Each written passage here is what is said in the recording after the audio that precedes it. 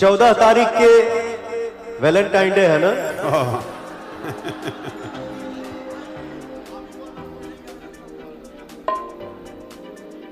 हमारे इस पूरे समारोह में कितने भाई हैं जो मोहब्बत किए हैं? एक बार हाथ उठा के बता दो जाए। क्या बात है। जो मोहब्बत किए हैं उनके लिए भी और जो नहीं किए हैं उनके लिए भी दीपक जी यहाँ बैठाइए। हैप्पी वैलेंटाइन डे के दिन मेरा टी सीरीज कंपनी से एक सॉन्ग आ रहा है। हिंदी सॉन्ग का रीमेक है। गाने का टाइटल है तुम्हारे सिवा।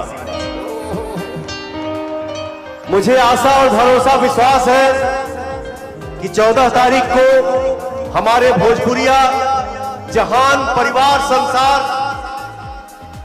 उस गाने को देखोगे तो इस भाई को दिल से दुआ दोगे।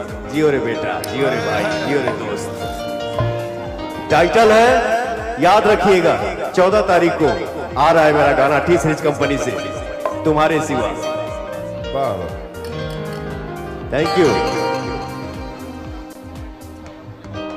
और कितना भी बिजी शेड्यूल हो, मैं जब गाना गाता हूं, रिलीज होता है, कमेंट 1 लाख 2 लाख 5 लाख 7 लाख जो भी आता है, मैं निश्चित चैन से बैठ के गाड़ी में जब जाता हूं कहीं तो अपने भाई